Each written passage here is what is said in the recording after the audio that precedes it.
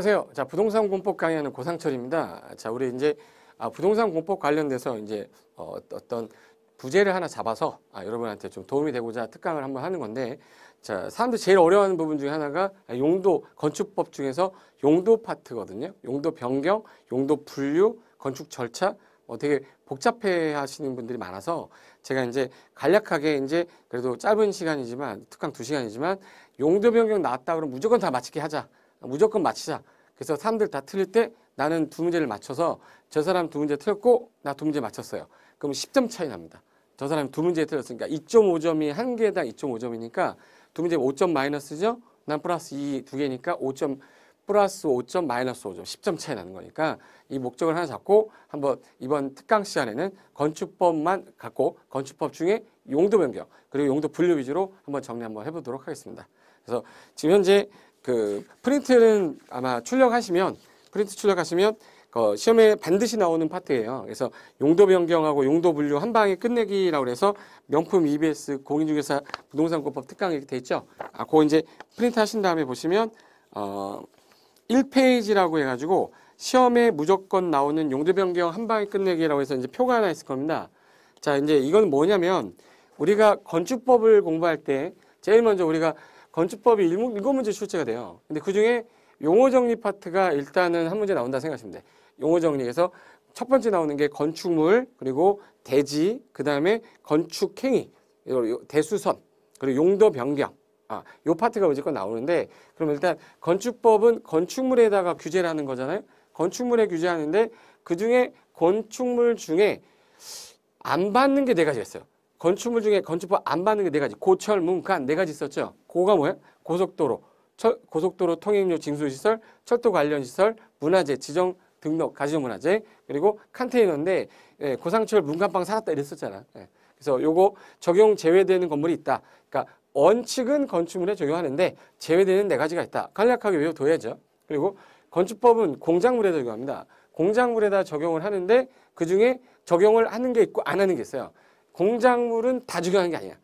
적용 안 하는데 일부만 적용하겠다 이렇게 되는 거예요. 그럼 공작물 같은 경우는 우리가 지붕이 없는 거잖아. 우리 건축물 그러면 건축물이 뭐예요? 그러면 건축물은 일단 뭐가 있어야 돼요? 지붕과 또는 뭐야? 지붕을 일단 갖춰야 되고 토지에 정착이 돼야 되잖아. 그럼 토지에 일단 정착이 되는데 지붕과 또는 뭐 있어야 돼? 일단 반드시 있어야 되는 게 지붕. 그 다음에 기둥. 이것만 갖고 있어도 건축물이고 또는 뭐까지 있으면 돼? 벽. 그럼 여기서 반드시 있어야 되는 건 지붕하고 기둥 또는 지붕하고 벽이죠. 근데 이거에 딸려있는 부수되는 대문 담장을 포함하겠다.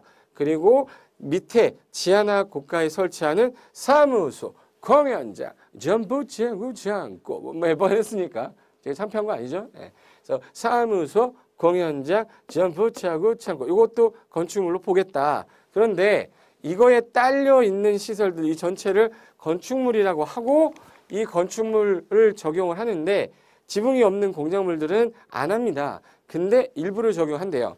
일부를 적용하는 게 24, 688, 30에서 혹시 들어봤는지 688, 30 확인만 하겠습니다.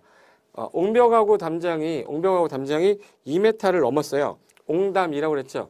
옹벽하고 담장이 지붕이 없는 공작물인데 2m를 넘으면 야 이거 공작물이지만 건축법상 신고는 해라라고 돼 있어요. 그리고 4m를 넘는 광고탑 이런 거. 그래서 광고 왜 하는 거죠? 물건 사라고. 광고 나오면 4m가 기억나면 돼요. 옹벽 담장 나오면 2m 기억나면 되고. 그러면 요거 넘을 때는 건축법 적용받아서 신고를 하는 거고 이거보다 작으면 건축법 적용 안 한다 이런 뜻인 거잖아요. 그죠?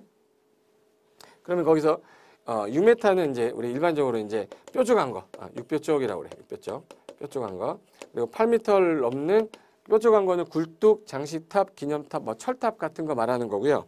그리고 여기 8m를 넘는 게 있고 하나는 8m 이하인데 고가수조가 있어요. 고가수조는 8m 넘는 경우고 8m 이하의 주차장이 있었는데 그 주차장 조심하라고 그랬었죠. 그리고 30.5m를 넘는 지하 대피호. 이거는 이제 공작물들이지만 이 일정한 기준에 맞게 되면 공작물이지만 건축법 적용을 하겠다 이런 뜻인 거거든요. 그래서 가끔가다 한 번씩 언급했던 거니까 요거는 단순하게 암기하는 거라서 한번 들어두시면 되고 그 다음에 건축물을 짓다 보면 따라가는 설비가 있겠죠. 승강기, 엘리베이터 같은 거. 대지 위에다 져야 되니까 대지. 그래서 적용 대상물과 적용 대상 지역으로 나눠지는데 전면 적용 대상 지역은 사람이 바글바글한 지역은 다 적용하겠다 해서 도간 농자 중에 도시 지역의 사람이 바글바글하잖아. 도시 아니더라도 도시 외에서 개발할 땅이 지구단위계 구역이죠. 도시가 아니더라도 인구 많은 지역이 동읍인데 서민구가 500인 이상입니다. 그러면 전부 적용하고 이거라 어느 하나 해당하지 않는다 그러면 부분 적용으로 빼겠다는 뜻이에요. 그래서 건축법을 적용하는 데 있어서 이 법을 다 적용하는 지역도 있고 부분 6개를 지금 안 하는 지역이 있다. 그중에 규제하는 거는 건축행위, 대손행위, 용도 변경인데 건축은 5가지, 대손 8가지 끝이거든요. 근데 이 용도 변경이 무지하게 복잡하고 사람들이 거의 다 포기하니까 남들 틀린 거 우리 맞춰주자. 2시간만 투자해서 맞춘다 그러면 할만 하지 않습니까? 그래서 실무에도 바로 연결이 되는 거라서 여러분이 중개업을 하시다 보면 용도 변경 관련된 거 꼭 아셔야 됩니다. 그래서 요거랑 그리고 기타 규정들이 쭉 있는데 그중에 오늘 이제 용도 변경 파트를 좀 할 건데 그럼 이제 건축물이라는 게 지금 현재 얘인데 얘를 토지에 정착한 이 건물들을 한꺼번에 내가 이제 다 짓고 나면 용도를 기재해야 되니까 얘가 28개 용도로 기재가 돼요. 그래서 건축물의 종류는 용도는 28개 용도입니다. 28개인데 그 1번부터 2번, 3번, 4번에서 쭉 해서 28번까지 있어요. 그럼 이제 건축물의 용도 1번이 단독주택입니다. 단독주택. 2번이 뭐예요? 공동주택. 3번이 뭐예요? 일종 근린생활시설. 근린생활시설. 줄여서 근생이라고 할게요.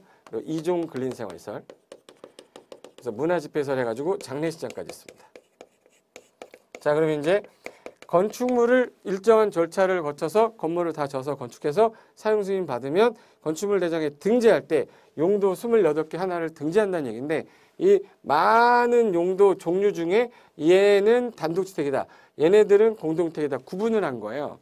그래서 이제 보시면 이 건축물 짓겠다고 내가 이 건축물을 하나 짓건데 주거로 쓰이는 게 3계층이고 현재 6가구로 나누고 이걸 내가 들어가서 살면서 이거는 세를 좀 주면서 내가 봐도 살겠다. 그러면 단독 소유니까 내 건데 여러 가구 살면서 3계층 이하로 바닥 면적이 660 이하면 다가구 주택이라고 그래요. 다가구 주택 같은 경우는 종류가 뭐가 되냐면 단독주택이 되는 거야. 이 다가구 주택을 지려면 제일 먼저 내가 건축주로서 땅을 사서 설계자, 시공자, 감자를 만나요. 만나서 계약을 하면 설계자가 도면을 준 걸 갖고 나는 건축 허가를 받겠다. 그럼 건축 허가권자가 원칙이 민원사무 처리 기간이라 시군구였는데 제주특별자치도와 세종특별자치시가 들어가는 바람에 특특시군구청장이라고 합니다. 됐고 특별시 광역시에서 아주 규모가 좀 커졌다. 21층 이상, 연면적계가 10만 제곱미터 이상. 기존의 수업을 한번 들어봤기 때문에 제가 간략하게 설명하겠습니다. 그것만. 그러면 특광에게 허가를 받는 경우는 있는데 아무리 찾아도 어느 분은 없다라는 걸 꼭 기억하세요. 도지사가 없습니다. 도지사는 사전 뭐예요? 승인권자예요. 그럼 이제 허가 받았으면 1년 안에 이제 착공을 들어가서 신고하고 착공을 막 했어. 다 해서 시공 다 끝냈습니다. 감리자가 있는 경우도 있고 없는 경우도 있어요. 그럼 감리 완료 보고서 있으면 제출해가지고 쓰겠다라고 승인 신청을 하면 허가권자가 사용 승인서를 딱 7일 안에 검사한 다음에 교부를 해줘요. 그럼 이때 건축물 대장에 기재해야 합니다. 그때 용도를 여기 다가구 주택이라고 안 쓰고 다가구는 단독주택이거든요. 단독주택이라고 등재하고 가로 열고 다가구 주택 써 있을 거야. 그럼 이제 그대로 사용 유지하다가 나 이거 요거만 좀 분리해서 팔고 싶어 그러면 여러 가구의 단독 소유이기 때문에 구분 등기해야 되잖아요. 그럼 이제 다세대로 용도 변경을 해야지. 다세대로 용도 변경합니다. 그럼 이제 다가구를 다세대로 용도 변경하려면 그러면 같은 용도냐 다른 용도냐 센 거로 가는 거냐에 따라 허가냐 신고냐 아니면 기재 변경할 거냐를 나눠놨어요. 그래서 이제 여기서 용도 변경은 센 거로 가게 되면 규제가 센 거로 가게 되면 허가, 약한 거로 내려가면 신고 이렇게 해놔서 요 파트 부분인 겁니다. 자, 이제 전체적인 개념은 그 부분이고요. 그중에 허가를 받아야 되는데 좀 경미한 건물 짓는 거면 신고로 해도 되고 국가 공공건축물을 국가 등이 건설할 때는 협의만 하면 허가 받았거나 신고한 거로 보고 착공도 1년 안에 들어가십시오. 그리고 이제 유지관리하면 똑같이 가는데 협의 대상 공용 건축물의 경우는요.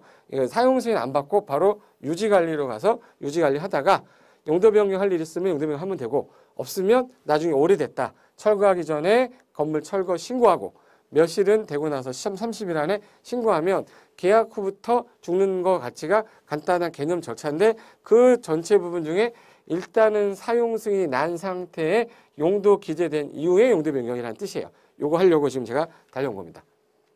근데 그 프린트 보시면요. 1페이지 봐보세요. 1페이지 보시면 시험에 무조건 나오는 용도 변경 한 방에 끝내기라고 써있죠. 거기 보시면 1. 건축 기준의 적합성. 건축물을 만약에 내가 지금 다가구 주택인데 이 다가구 주택이 단독 주택입니다. 네, 다세대 주택은 무슨 주택이죠? 공동주택이에요.